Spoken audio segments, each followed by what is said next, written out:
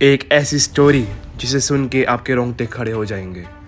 एक ऐसी कहानी जो इंडिया और पाकिस्तान के बंटवारे के ऊपर है, जिसमें बात की गई है कि सरकार की एक गलती के कारण कैसे लोग इंसान से जानवर बन सकते हैं। तो दोस्तों, मैं बात कर रहा हूँ कृष्ण चंद्र के द्वारा लिखी हुई कहानी पेशावर एक्सप्रेस की। कृष्ण चंद्र की बात करें तो इनका जन्म 1914 में वजीराबाद पाकिस्तान में हुआ था और इंडिया और पाकिस्तान के पार्टीशन के चलते इनको इंडिया आना पड़ा।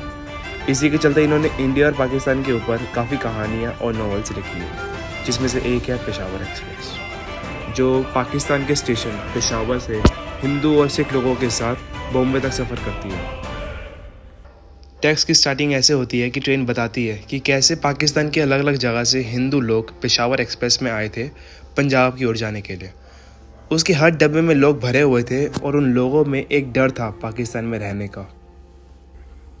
ये वही जगह है जहाँ उनकी पुश्तें रह चुकी हैं, जहाँ उनका बचपन बीता है, और आज वही जगह उन्हें रखने से मना कर रही है। ट्रेन के हर डब्बे में रेफ्यूजीज़ के साथ 2 बालूची सोल्जर्स को रखा जाता है। बालूची सोल्जर्स पाकिस्तान आर्मी का हिस्सा होते हैं। उन सोल्जर्स को रेफ्यूजीज़ की रक्षा के लिए रखा जाता है, पर जो वो करते हैं वो सुरक्षा का उल्टा होता है। ट्रेन फिर चलने लगती है, पर पैसेंजर्स के दुख के साथ वो भारी महसूस करती है। लोगों में अपने घर छोड़ने का दुख होता है, पर एक खुशी भी होती है कि वो और उनका परिवार सही सलामत है, पर उन्हें नहीं पता होता कि आगे क्या होगा। चलते चलते ट्रेन पहुंचती है हसन अब्दुल के स्टेशन पर, जहां काफ़ी सारे सिख लोग ट्रेन में आते हैं।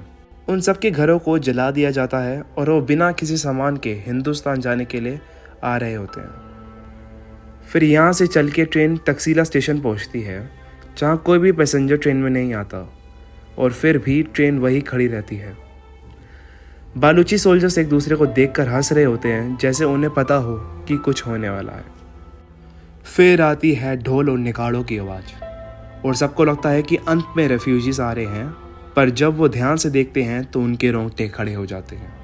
वो देखते हैं कि 200 मुस्लिम लोग 200 हिंदू और सिख लोगों की लाश उठा के लेके आ रहे होते हैं। वो लोग ट्रेन के पास पहुंचते हैं और बालूची सोल्जर्स को सारी लाशें पकड़ा देते हैं। बालूची सोल्जर्स खुशी खुशी वो लाशें पकड़ते हैं और हर डब्बे में 10-10 लाशें डाल देते हैं। फिर भीड़ में से एक बंदा गोली चला के ट्रेन को चलाने के लिए बोलता है। जैसी ट्रेन चलने लगती है उसे फिर रुकवा दिया जाता है, और भीड़ में से एक बंदा आता है और बोलता है कि 200 लोगों के जाने के कारण उनका गांव खाली हो गया है और उन्हें 200 और लोगों की ज़रूरत है। बालूची सोल्जर्स उनकी समझ की तारीफ़ करते हैं और हर डब्बे में से कुछ कुछ लोग निकाल देते हैं। उन सभी लोगों को एक लाइन में खड़ा कर दिया जाता है। ये पूरा नज़ारा ट्रेन देख ही रही होती है कि 15 लोगों को बालूची सोल्जर्स गोली मार देते हैं।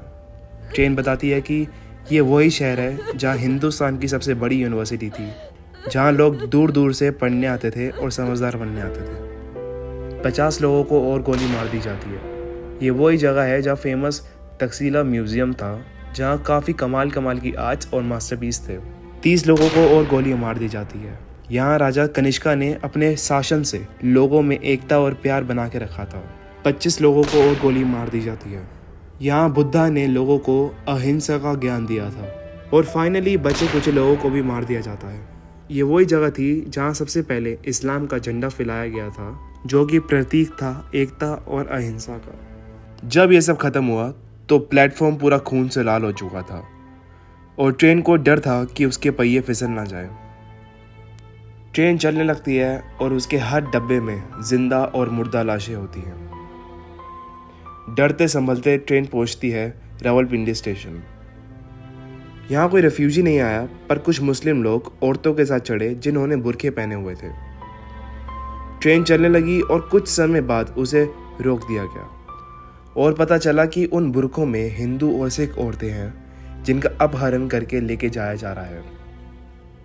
ट्रेन रुकवा के ये लोग उन औरतों को जंगल की ओर ले गए, और जब कुछ हिंदू सिख लोगों ने मदद करने के लिए उतरे तो बालूची सोल्जर्स ने उन्हें पीछे से गोली मार दी।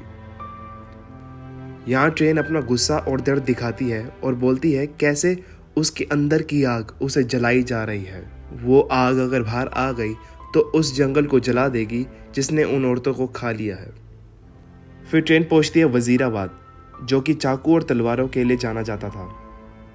यहाँ सालों से हिंदू और मुस्लिम लोगों ने मिल के बैसाखी बनाई है, और आज वही हिंदू लोगों की लाशें इस शहर में दिख रही हैं। यहाँ पहुँचते ही बाजों की आवाज़ आती है और एक झुंड ट्रेन के पास पहुँचता है। इस झुंड में हिंदू और सिख औरतें होती हैं जिनको वस्त्रहीन करके पूरे बाजार में घुमाया जाता है। ये औरतें चल तो रही होती हैं पर ऐसा लग रहा होता है कि उनके अंदर अभी से मौत आ चुकी है। अब जैसे ही वो झुंड ट्रेन के पास पहुंचता है तो ट्रेन में बैठी औरतें घबरा के ट्रेन के दरवाजे और खिड़कियां बंद करने लगती हैं।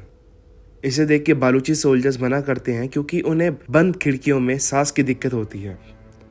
एक बच्चा अपनी माँ से पूछता है कि वो वस्त्रहीन होकर क्यों बैठी है, तो माँ जवाब देती है कि उसके देश के बेटों ने आज उसे पाप से नहला दिया है।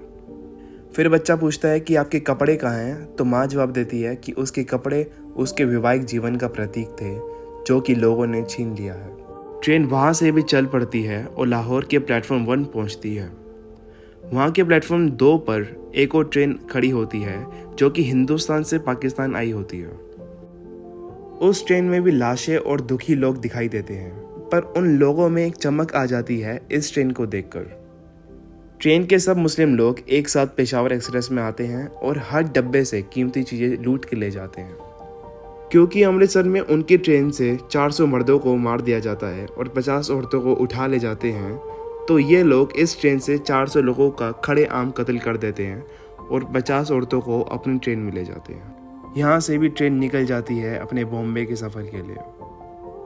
ट्रेन चलने लगती है और जैसे ही लोगों को रास्ते में हिंदू लोगों की लाशें दिखाई देती हैं वो खुश होने लगते हैं क्योंकि उन्हें पता होता है कि ऐसी हालात बॉर्डर पे ही हो सकती है। फिर ट्रेन इंडिया और पाकिस्तान का बॉर्डर पार करके अमृतसर पहुंचती है। यहाँ बालूची सोल्जर्स उतरते हैं और डोगरा और सिख गार्ड ड्यूटी ले लेते हैं। अमृतसर के स्टेशन पे ट्रेन की तलाशी होती है और तलाशी के दौरान मुस्लिम लोगों को ट्रेन में से निकाल दिया जाता है। तलाशी के दौरान 4 ब्राह्मणों पे लोगों की नज़र जाती है। उन ब्राह्मणों की तलाशी ली जाती है और तलाशी के दौरान उनके मुंह से या अल्लाह निकल जाता है और उन्हें उसी समय ही मार दिया जाता है। फिर ट्रेन निकल जाती है। थोड़ा आगे पहुंचते ही ट्रेन की चेन खींच दी जाती है। कुछ लोग जंगल की ओर निकल जाते हैं और ट्रेन को लगता है कि जंगल में मुस्लिम लोग होंगे जो हिंदू रेफ्यूजीज को मारने के लिए तैयार होंगे, पर जब वो देखती है तो उसे पता लगता है कि कुछ मुस्लिम किसान अपने परिवार के साथ वहाँ छुपे हुए हैं। फिर सब सिख लोग जंगल की ओर भागते हैं और जंगल सत श्री अकाल की आवाज़ से भर जाता है। वहाँ दिखाई देता है कि कैसे एक जाट एक बच्चे की लाश को तलवार पे उठा के घूम रहा होता है। इस टेक्स्ट में काफ़ी जगह लोगों ने सिर्फ धर्म के नाम पे कत्ल किया है और धर्म का नाम खराब किया है। जंगल के साथ में एक पठानों का गांव होता है जहाँ पे इन सब की नज़र जाती है। फिर अगले ही क्षण ये सब वहाँ की ओर भागने लगते हैं। पंजाब जहाँ हीर रांझा सोनी महिवाल की कहानियाँ प्यार करने वालों के मुंह पे होती थी, आज उसी जगह पे 500 मर्दों ने 50 औरतों का शोषण किया है। उस दिन पंजाब की मौत हो गई। ये सब करके सब ट्रेन में वापस आते हैं और शराब से जश्न मनाते हैं। ट्रेन की आत्मा इतनी दुखी हो जाती है कि उसे नहाने का मन करता है। रात के समय ट्रेन पहुंचती है अंबाला कैंट, जहां मुस्लिम डिप्यूटी कमिश्नर अपने परिवार के साथ फर्स्ट क्लास में आता है। उसके साथ में गार्ड भी होते हैं। ट्रेन कुछ 20 किलोमीटर चली होती है कि उसे रुकवा दिया जाता है और झुंड खिड़कियां तोड़ के उनके डब्बे में पहुंचता है और एक एक करके उनका कत्ल कर देता है। वहाँ कमिश्नर की एक सुंदर लड़की भी होती है जिसे वो मारते नहीं पर ट्रेन से बाहर ले जाते हैं। वो लड़की रोते रोते बोलती है कि मुझे मारो मत, तुम में से एक कोई मुझसे शादी कर लो, मैं हिंदू बन जाऊंगी। और झुंड में से एक बंदा उसके पेट में चाकू मार देता है। वो गिर जाती है और उसके हाथ में एक किताब होती है जिसका नाम सोशलिज्म थ्योरी एंड प्रैक्टिस होता है। ये देख कर ट्रेन कहती है कि शायद ये लड़की बड़ी होकर ऑफिसर बनती और देश की सेवा करती। ऐसे ही हादसों के बाद ट्रेन फाइनली बॉम्बे पहुंचती है। उसे अब धो दिया गया है। अब उस पे से ना ही कोई शराब की बदबू आ रही है, ना ही उस पे कोई खून का दाग है, पर अब वो दुख से भर गई है। उसे डर है कि उसे फिर ऐसी किसी जगह पे जाना पड़ेगा। और ऐसे हमारी कहानी खत्म होती है।